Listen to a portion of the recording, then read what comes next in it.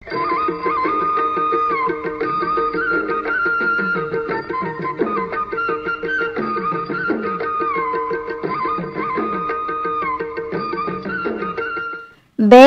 కథ. చిక్కువలయం.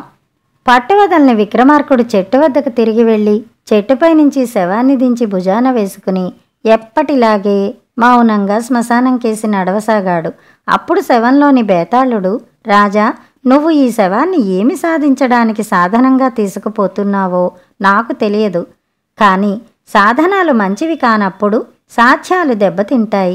ఇందుకు ఉదాహరణగా నీకు ధర్మయ్య కథ చెబుతాను, శ్రమ తెలియకుండా విను అంటూ ఇలా చెప్పసాగాడు. పూర్వం ఒక మహానగరంలో గంగయ్య, ధర్మయ్య అని ఇద్దరు గజదొంగలు ఉండేవారు. వారిద్దరూ కలిసి పెద్ద పెద్ద దొంగతనాలు, దోపిడీలు చేసి బాగా డబ్బు సంపాదించేవారు.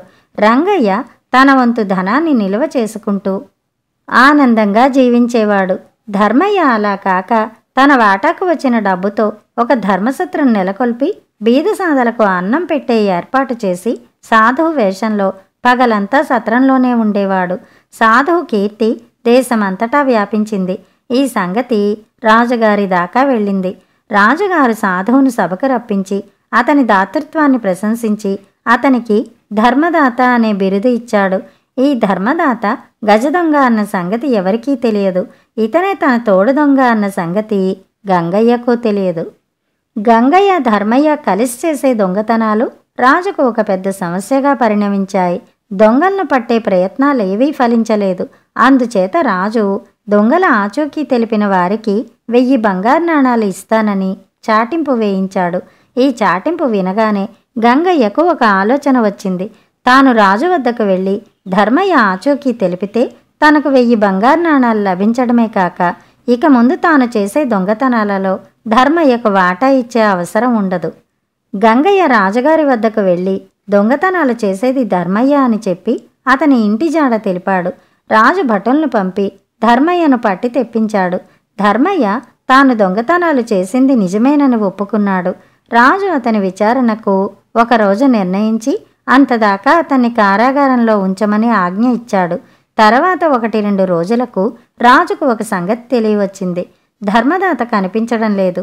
ధర్మసత్రంలో మామూలుగా పేదలకు జరిగే అన్నదానం నిలిచిపోయింది.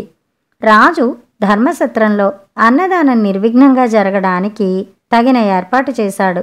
దీని వెనకనే రాజుకు మరో అపజయం ఎదురైంది. ధర్మయ్య కారాగృహంలో ఉన్నప్పటికీ దొంగతనాలు సాగుతూనే ఉన్నాయి.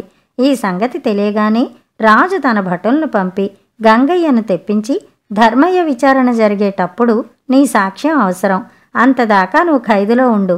ధర్మయ్య విచారణ పూర్తి అయ్యి అతనికి శిక్ష వేసిన అనంతరం నీకు 1000 బంగారు నాణాలు ఇచ్చి విడిచిపెట్టేస్తాను అని చెప్పాడు.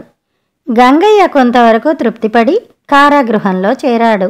అయితే ఎన్ని రోజులు గడిచినా ధర్మయ్య విచారణ జరగనే లేదు. 1 నెల గడిచింది. ఎక్కడా దొంగతనాలు లేవు. ఒకరోజు రాజు ధర్మయ్యను చెరవిడిపించి అతన్ని మంచి జీతం మీద ధర్మసత్రానికి ధర్మకర్తగా ఏర్పాటు చేశాడు. గంగయ్య ఖైదులోనే ఉండిపోయాడు. బేతాళుడు ఈ కథ చెప్పి, రాజా, రాజు ప్రవర్తనకు అర్థమేమిటి? తానే దొంగనని ఒప్పుకున్న ధర్మయ్యను విచారించకుండా విడుదల చెయ్యటమే కాక సత్రానికి ధర్మకర్తగా ఎందుకు నియమించాడు? ధర్మయ్యను పట్టి ఇచ్చిన గంగయ్యకు బహుమానం ఇయ్యకపోగా విచారణ కూడా జరపకుండా యావజ్జీవ నిర్బంధం ఎందుకు కలిగించాడు? ఈ సందేహానికి సమాధానం తెలిసి కూడా చెప్పకపోయావో నీ తల పగిలిపోతుంది అన్నాడు. దానికి విక్రమార్కుడు, రాజు సూక్ష్మబుద్ధి కలవాడు. ఆయనకు ధర్మయ్యే దొంగ అన్న విషయం సందేహం రావలసిన అవసరం లేదు. కానీ ఈ ధర్మయ్యే ధర్మదాత అయి ఉండవచ్చునన్న అనుమానం కలగడానికి ఆధారాలున్నాయి. ధర్మయ్యను బంధించగానే ధర్మదాత అదృశ్యమయ్యాడు. అంతేకాక పెద్ద పెద్ద దొంగతనాలు చేసిన ధర్మయ్య ఇల్లు చాలా సామాన్యంగా ఉన్న సంగతి రాజుకు భటుల వల్ల తెలిసి ఉండాలి. ఇక గంగయ్య మాటకు వస్తే అతను తనకు విరుద్ధంగా చాలా సాక్ష్యం ఇచ్చుకున్నాడు. తను ధర్మయ్య ముఠాలో వాడు కాకపోతే అతనికి ధర్మయ్య దొంగ అన్న సంగతి ఎలా తెలుస్తుంది?